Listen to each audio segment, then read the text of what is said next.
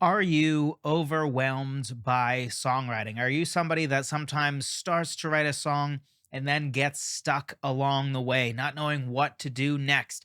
Maybe you find yourself with what essentially is poetry in written lyrics, and you're like, I don't really know what to do next. Or maybe you are somebody that finds yourself with a written melody, but you don't know how to put that melody to chords. There are so many different forms that this overwhelm can come from. So let's cut through all that and just talk about how we can avoid that by simply writing songs in the easiest way to write songs, writing things in the best order for an easy songwriting process. Let's talk about it.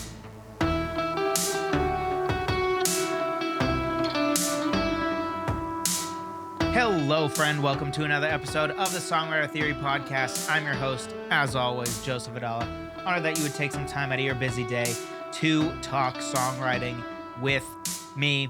If you haven't already, be sure to grab my 6-step lyric writing checklist. This is going to help you make songwriting less overwhelming. This specifically, of course, is going to help with making lyric writing less overwhelming. In my opinion, lyric writing is by far the most overwhelming part of the songwriting process, which is why I have this 6-step lyric writing checklist, because often breaking lyrics into baby steps is a great way to have great results with our lyrics instead of simply trying to stare at a blank page and force ourselves to come up with brilliant poetry on the spot, which is almost certainly destined to fail most of the time. Once in a while, it might work out, but most of the time it won't. So if you instead want to go through some tried and true baby steps that will help get you a lyric that you can be proud of, be sure to grab my free guide, songwritertheory.com/lyric checklist. So before we dive into the 3 steps that I think represent the easiest way to write a song, what you're going to know by the end of this podcast is, for almost all people, what is the single easiest way to write songs, what to write when. And I think we need to explore where this comes from first before we dive into the nuances of the steps. So there's really 2 core ideas that influence this order. This order is not arbitrary, and this order is instead something that comes from 2 general principles or ideas. One is that harmony to melody is much easier than melody to harmony. Or seen another way, coming up with a melody for your chord progression or harmony is way easier than coming up with a chord progression for your melody or coming up with harmony for your melody. This is going to be especially true without music theory knowledge. And we'll dive a little bit more into the nuances when we get to that step. But it is far easier to hear a chord progression and then improvise a melody, perhaps with our voice, that our voices are just used to locking on pitch, right? So if we hear a chord, it's very difficult to actually sing off pitch and a totally wrong note. It's actually hard to do. So we don't need to understand any of the underlying theory when we are improvising a melody off of chords. When we have a melody and we're trying to write chords, can we just guess random chords until it sounds right? Yeah, we kind of can, but also it's a difficult thing, because if the chord is close, your voice will probably automatically be like, "Oh, I thought I was singing C. Just kidding. Maybe it's a C sharp."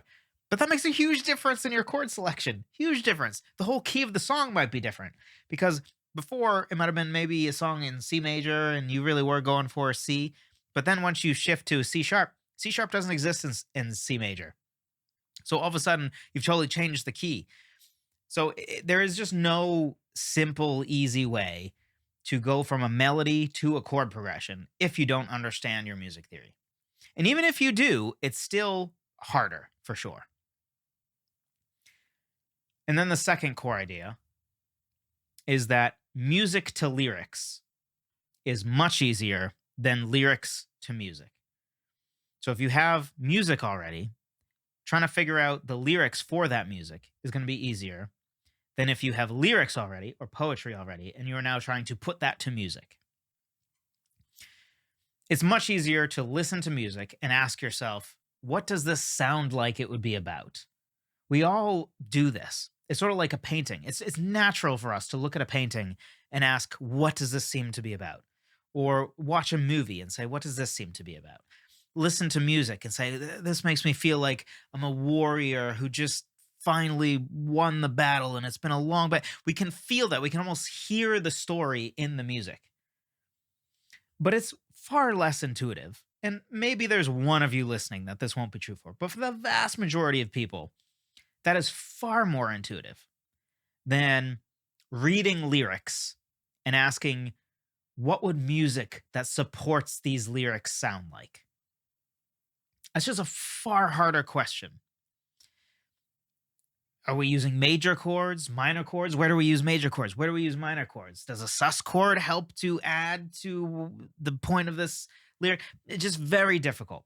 Far more difficult than listening to music and allowing the music to inform the direction of the lyrics. So, when we put this together, we should get what our 3 steps are at a high level. If we know that it's easier to do the music before the lyrics, and we know that within the music, it's easier to go from harmony or chords to a melody, then we have our 3 steps, right?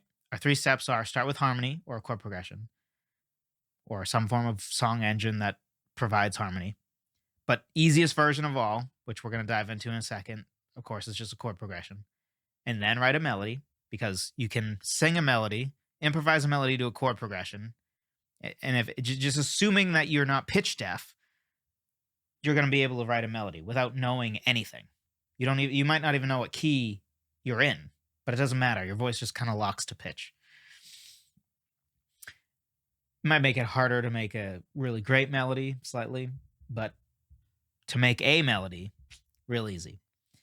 And then you have your chord progression and your melody, which already is going to have a sound of what does this sound like it would be about, which can then inform the direction of your lyrics. And then you can get into lyric writing.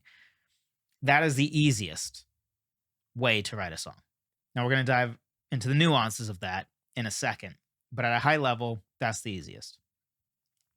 Now, of note, sometimes people ask about song sections and how that fits in as well. I personally think that these 3 steps, you should go in the same order. If you want the easiest songwriting experience, go in this order for every song section, right? So write the harmony for your verse before you write the melody or the lyrics for the verse. Next, you can maybe write the harmony or chord progression for the chorus before you write the melody for the verse. You can do that. But again, within the song section of the chorus, go chord progression, melody, lyrics. And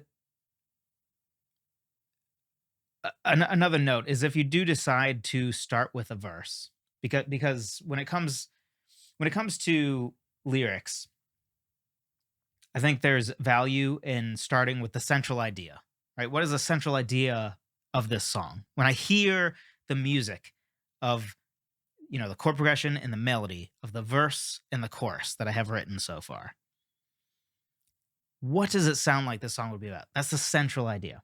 From there, the natural next step is to write the chorus lyrics. So actually, when it comes to lyrics specifically, I think the ideal / easiest way to start is with the chorus, because now you have the main point, the main theme, and now your verses and your bridge is just fleshing out that main idea, either with supporting ideas or with a story that you're telling that supports the main idea. But every song section lyrically is in service to the chorus. It should connect to the chorus. It should be fleshing out the point that's being made in the chorus, or giving an example of something that supports the chorus, or telling a story that is connected to that central theme in the chorus. And then when it comes to music, song section wise, I find it's much easier to go verse or chorus first. I think either one is fine, and then bridge. But note that if you start with the verse music, you need to leave room to grow, because almost always the music is going to be bigger, more epic in the chorus than the verse. So if you write verse music and it's like crazy, just super high energy, that may be difficult to then one up that in the chorus. So if you're starting with the verse music, be sure to leave room to grow dynamically. If you start with the chorus, you don't have to worry about that. And at the end, we'll talk briefly about the detailed way that I tend to write songs 8 times out of 10, 4 out of 5 times, something like that, which you can take or leave. But it is highly connected to this easiest way. So, step 1. We covered this briefly, but now we'll dive in a little deeper. Step 1 is the harmony song engine, or at its most simple, the chord progression. So I'm calling this the harmony song engine because this doesn't have to be a chord progression. In fact, when I start my songs and go in this order, it is almost never a chord progression. I personally think that chord progressions are fairly low on the list for how good of a way to start a song. But early on is the best way to start a song. But when you get more seasoned and you're better at like writing bass lines and cool little piano riffs and guitar hooks, then I think it's better to transition away from chord progressions. But the easiest of all, easiest way to write a song, start with a chord progression. And then the easiest version of that, the easiest of the easiest, is to start with a stock chord progression. As I've said a million times, I do not recommend this long term. Most of the time, we should not write songs like this. But early on, or if you just need a jump start, you just need a quick win, you need to write a song, finish a song, and feel good and be like, yes, I can do this, go to a stock chord progression if you must. Totally fine. Literally just pick one. But again, other things that you can do here, especially if you're a more seasoned songwriter, you can start with a guitar hook, a piano riff, bass line. Or if you're really good at a certain instrument, right? If you're a really good pianist, starting with a piano hook is something that might come pretty naturally to you. If you're a bass guitarist and you've been thinking, you're telling me I can start a song without like getting the guitar out and trying to figure out how to play guitar? Yes, you can start your song with your bass. You can write a sweet bass line and build your song off of that. The idea is to have a piece of music that you can improvise or that you can come up with via, picking an arbitrary stock chord progression or something. And we don't need to understand the theory that we would need to understand to take a melody and figure out how to put that to chords, because we can just hear the piano riff or hear the bass line or hear the chord progression and use our voices to improvise a melody. That's the main part of this that makes this the easiest route to go. You don't have to think as much about music theory and music composition and some of the rules and how that works. You don't have to be thinking about like, okay, I have a melody and the phrase is like E to F sharp to G. What's the right underlying chord? I don't even know where to start, which that stuff isn't particularly hard to learn. But if you don't know that, you don't know that, right? And you don't have to know that if you write in this order where you start with the chord progression or some other harmony song engine. Improvising a melody to a chord progression, if you don't know theory, is way easier than trying to improvise or figure out a chord progression for a melody you've already written. So the main thought process here is when you're writing your harmony song engine, whether it's a bass line, a guitar hook, piano riff, or the simplest of simple, which is a chord progression, write it in a single key. That's the important part. Make sure it is in a single key. If you pick a stock chord progression, you don't even have to worry about this because they'll just give you the answer, right? G major, D major, E minor, C major. For the record, that is almost certainly a chord progression, a 1-5-6-4 specifically, in G major. But you don't need to know that because you just picked a stock chord progression. Now, you may need to know that when you come up with a different chord progression in the chorus. And then if you randomly have like an E major, C sharp minor, B major, A major, and you're like, oh, why don't they work well together? Well, because you just out of nowhere went from G major to E major, and that's probably going to sound kind of wonky. So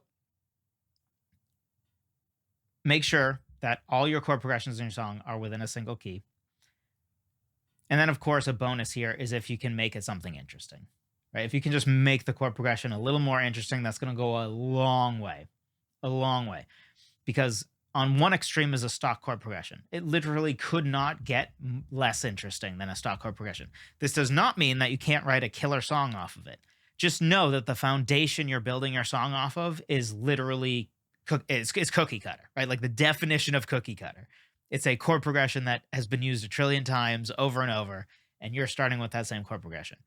There's nothing wrong with it, but again, it's cookie cutter.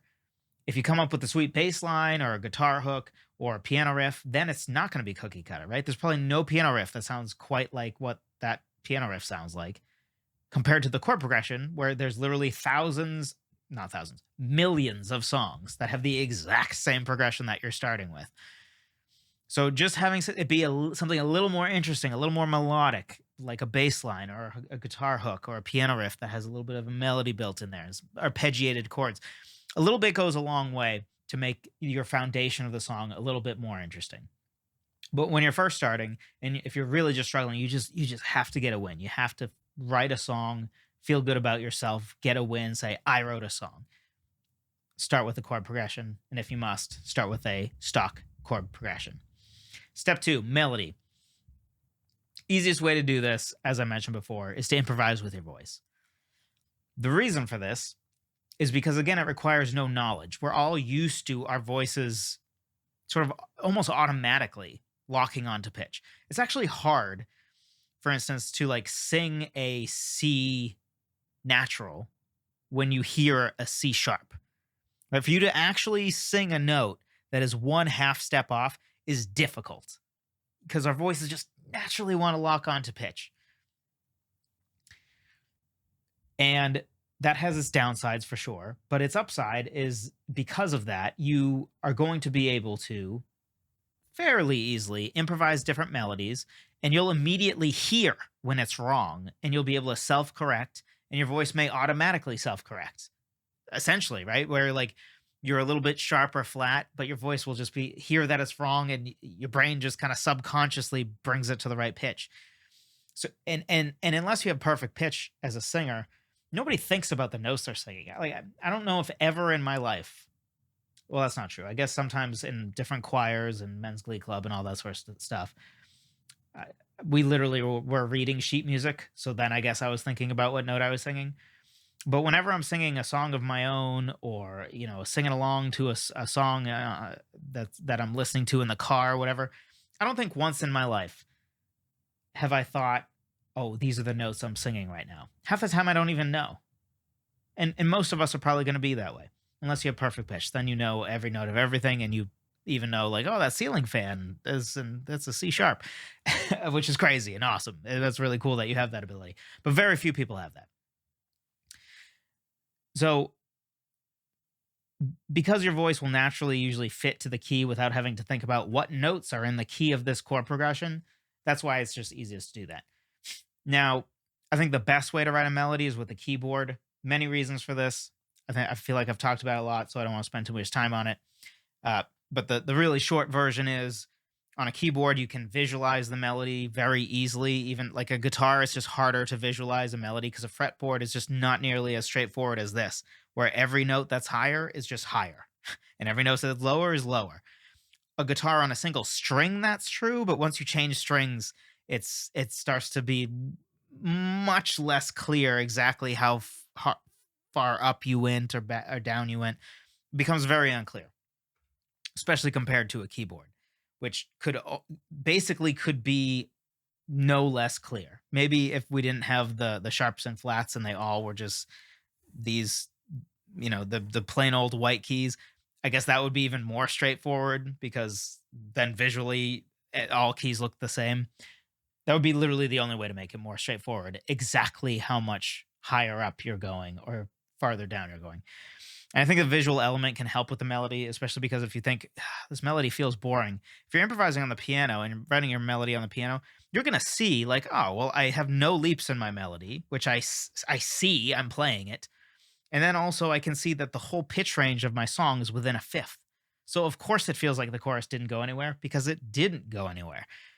It's much easier to visualize that on a keyboard because you literally see it than with your voice. Again, unless you have perfect pitch, then lucky you, you can visualize it probably about equally as easily with your voice.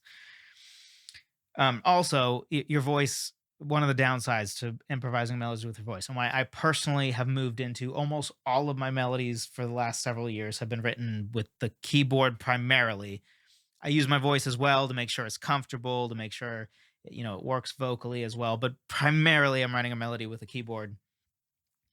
The reason is with our voice, with anything we do, we kind of revert to the laziest version, right? If you're like, I need to mow the lawn, but um, but The Office is on TV, or my wife's playing it on the TV. We always lean towards the lazy answer, right? And the same thing is going to be kind of true for our voice, where most of the time we're just going to default when improvising a melody with our voice to what's comfortable for our voice. But sometimes the most interesting melodies aren't comfortable because they have big leaps that we wouldn't think to do with our voice when we're improvising. It would feel too risky to us. Like, what if I take a big leap and I miss? I'm going to be embarrassed, even though there's probably nobody around us when we're writing the melody. But a lot of times I think we think like that, right? Like we just embarrass ourselves, even if we're all by ourselves, because I went up by a fifth and I missed. Oof. Right. So we kind of play it safe. And playing it safe when you're writing a melody is not ideal. Can it be fine? Can it result in a great melody? Absolutely. But I find that if you want to consistently have just more interesting melodies that go somewhere a little bit more, I think the keyboard is the best way to do this. But again, if we want to do easiest of the easy, we start with chord progression, right? Or we start with a harmony song engine. The easiest of the easy is a chord progression, and the easiest of the most easy is a stock chord progression. Start with that. The easiest version for your melody is to improvise it with your voice.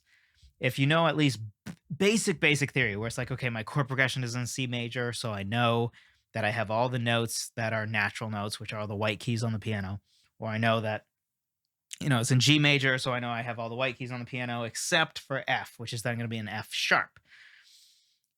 If you know that, then keyboard might be the way to go. And by the way, you don't even have to be a pianist for this. Most people, even if they're not pianists, can still poke out a melody on the piano. It's a very simple thing to do. It's the easiest thing to do on the piano. Lots of people, they see a piano, they don't play piano at all, and they go over and like poke out chopsticks or something, right? Like that's the easiest thing to do on a piano. Unlike a guitar, where the easiest thing to do is actually to strum chords. So even if you're not a pianist, consider using the piano. But again, if you want just the easiest of the easy, improvise with your voice. Also, going back to natural flow for a second, trying to put everything together with song sections. When it comes to what is the most natural flow, I find that almost always, before I start any lyrics, I will have the song engine, and so we'll say chord progression, right? I have the chord progression and the melody for both the verse and the chorus before I do anything with lyrics. Almost always. Once in a while, after just like a verse, melody, and chord progression, or maybe a chorus, melody, and chord progression, then I will maybe sometimes start with lyrics. But probably 9 times out of 10, I find that it's best to write both the harmony and the melody for your verses and your chorus. Because for your average song, that's some version of verse, chorus, bridge, chorus. Even if you end up having pre-choruses tucked in there and all that, something like 50% of your song is spent on verses and choruses, because the chorus is going to repeat 2 to 4 times. And, probably roughly a third of the time of your song is going to end up being spent on choruses. Maybe not that long, but like a quarter. And then another quarter or more is going to be spent on verses, because verses are the most common song section besides besides choruses. And if you just take like a verse, chorus, bridge, chorus, literally you have the whole song written musically except for the bridge, which is verse, chorus, bridge, chorus. 5 out of the 6 song sections, you have the music totally done for. That's a lot of the song. So at that point, it makes sense to try to figure out, okay, now that I have most of the music of the song, essentially, now I can start to think, what does this song feel like it's about? So most of the time, I find that it's easiest to basically do step 1 and step 2, harmony and melody, chord progression and melody, for both the verse and the chorus. Which order, totally up to you. I go back and forth. A lot of times I do start with the verse. But that's specifically because for me, I'm often starting with a piano riff, and I find that it makes more sense, and it matters more to have an interesting piano riff in the verse than it does in the chorus, because in the chorus, there's going to be a bunch of guitars and a bunch of other stuff that kind of covers up the piano part anyway. But in the verse, most of the pressure of is this music interesting or not is on the piano, because it might just be me singing and the piano, or me singing the piano and drums, or me singing piano and bass. The chorus, the piano part is very rarely not covered up. So the piano part needs to be good in the verse more so than the chorus. That's why I personally start with the verse very often. That's going to apply less if you're writing chord progressions on a guitar, because, for either one, it doesn't really matter. The chord progression isn't going to stand out as just a basic strummed chord progression, probably, unless you riffify it, which is just a way of saying it has an interesting rhythm to it where it almost sounds like it's a melody, but it happens to be a chord progression. Think something like Seven Nation Army. Technically, that's a chord progression, but it effectively works like a melodic bass line. So, real detail. If you want real detail, if you want a step-by-step, Joseph, tell me exactly what to write when, you're going to choose either verse or chorus. Doesn't matter. But if you want me to give you one, fine, I'll give you verse. Write your verse chord progression, then write your verse melody, then write your chorus chord progression, then write your chorus melody. At that point, you now can ask the first introductory question for this step 3, which is lyrics.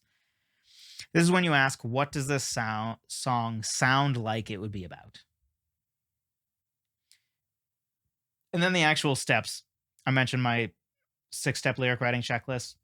This is the part of the songwriting process that to me has the most steps and the most nuances in it. So check that out, songwritertheory.com/lyric checklist. We don't have time to go over all the nuances and details within that. We'll give a high level view, but basically what you want to do is get the central idea of the song.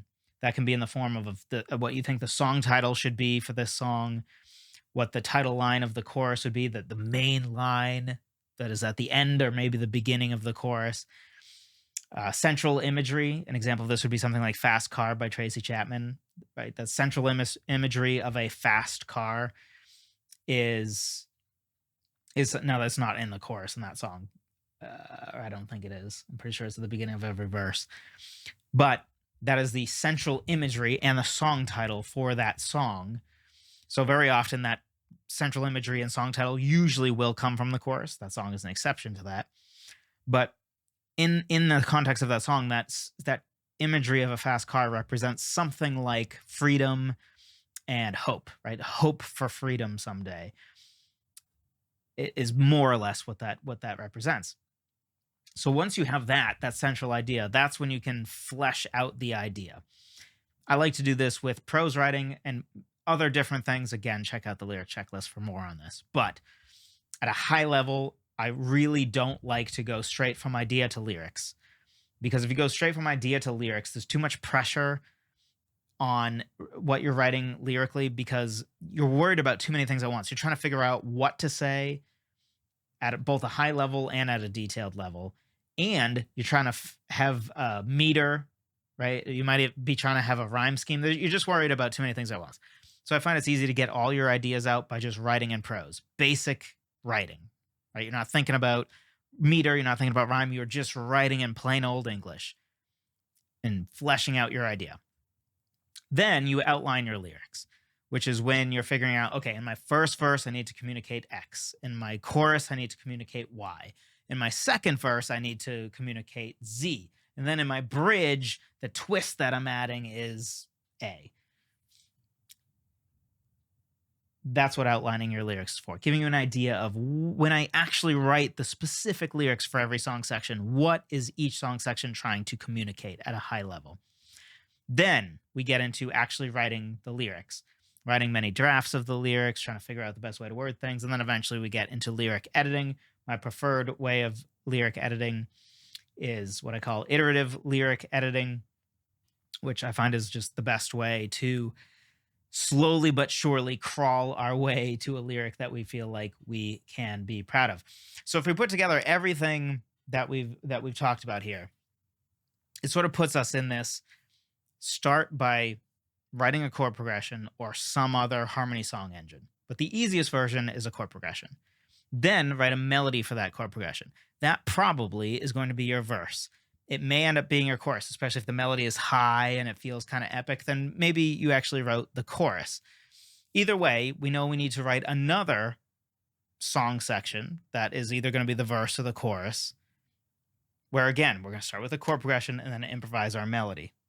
At this point, we haven't really had to think about hardly any music theory, especially if we specifically are stock chord progression, improvised melody with voice.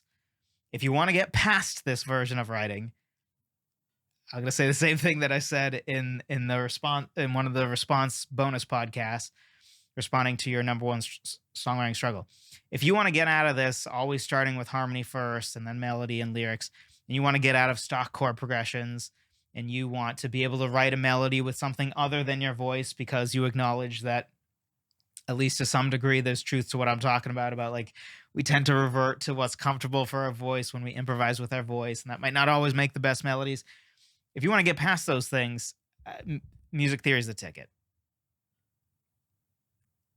I'm not going to sales pitch anymore, but the reality is, especially if you're a person that just really doesn't want to learn music theory, this is the way to write songs. And you can get great results. Without music theory, you're always going to be somewhat limited.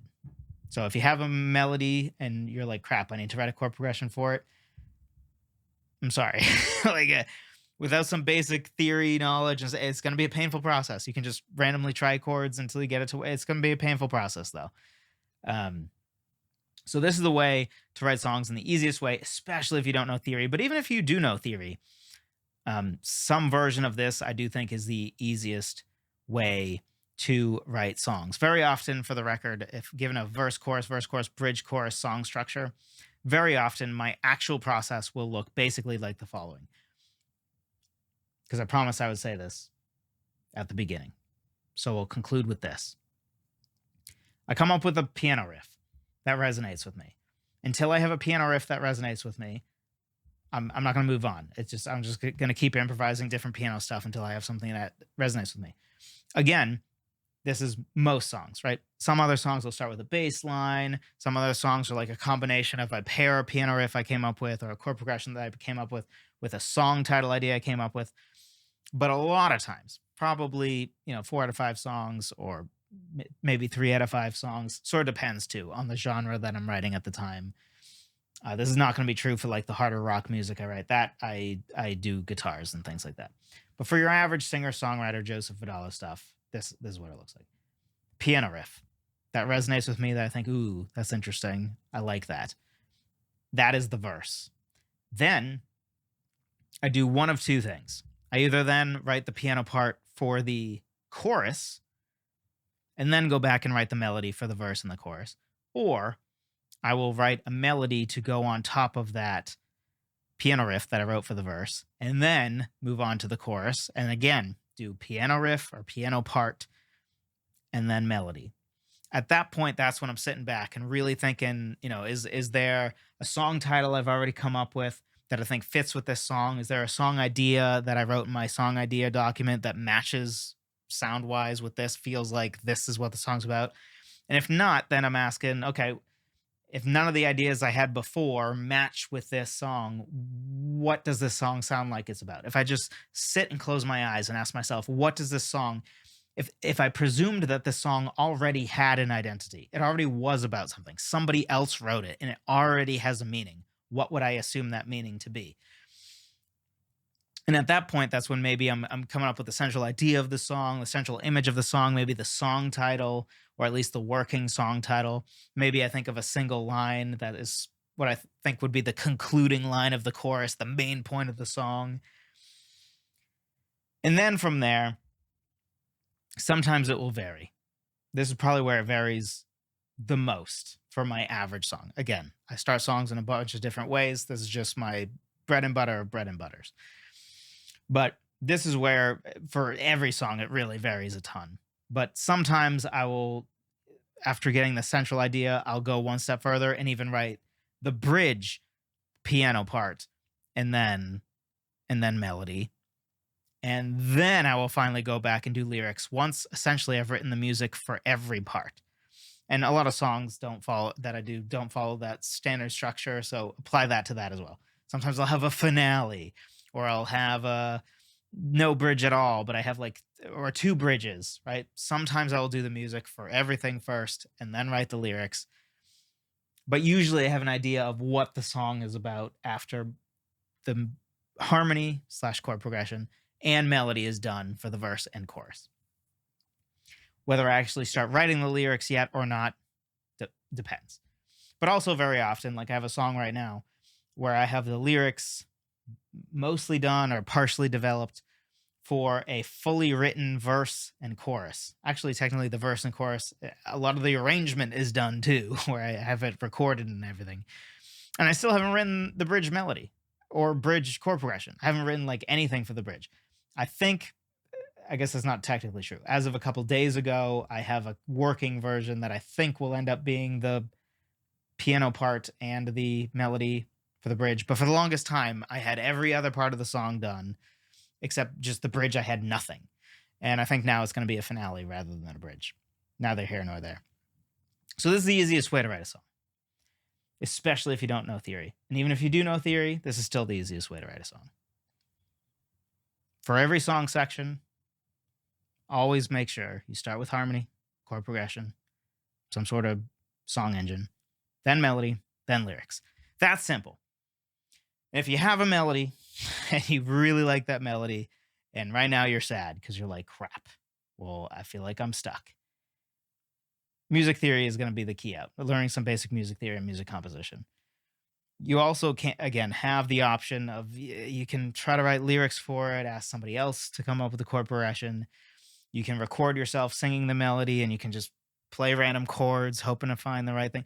But really your key is figure out the key that you're singing in, which is music theory. Based on the notes that you're singing, you should be able to figure out what key it's likely in.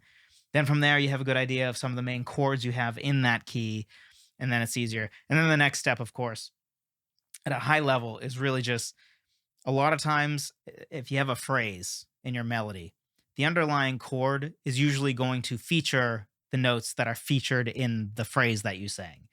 So for instance, if you sang something that was like E, E, E, F, G, we've clearly featured E and G because E was at the beginning, G was at the end, F was kind of tucked in the middle, E was played multiple times. So in that case, you're probably, the underlying chord would be a chord that also has an E and a G. So probably now it's going to depend, what key are we in? What chord came before it? There's a bunch of different questions to ask, but basically we would ask, okay, what chord has an E and a G? So if you're in C major is a very likely answer to that question. Perhaps an E minor. If you're in G major, again, C major might be the answer, or E minor might be the answer. It could be other chords as well, but most likely, given a scenario like that where we're featuring E and G and also have an F tucked in there, probably the chord is going to also include E and G. So that's a real high level. Hopefully that helps you. We would have to talk way longer for me to actually talk you through all the different things that go into trying to figure out the underlying chord progression or a underlying chord progression, because there certainly can be way more than one for your melody. But at a high level, hopefully that helps. And just know that in the future, your best bet is just don't start with the melody, because you're gonna get yourself kind of trapped if you don't understand some basic theory. Or of course, you could learn basic theory, and some of these problems start to go away much more quickly, which is probably the better way to go. But regardless, whatever you choose, hopefully this was helpful to you. Whether you know theory or not, this is going to apply. This is the easiest way to write songs by far, in my opinion. So go out, write a song this way, and hopefully, if you've been struggling with finishing songs and getting stuck, this is going to be like, oh, yeah, this is way easier than what I was trying to do. And you will have some great success with writing some songs. Go out, write some great stuff. Have a great week, and I will talk to you in the next one.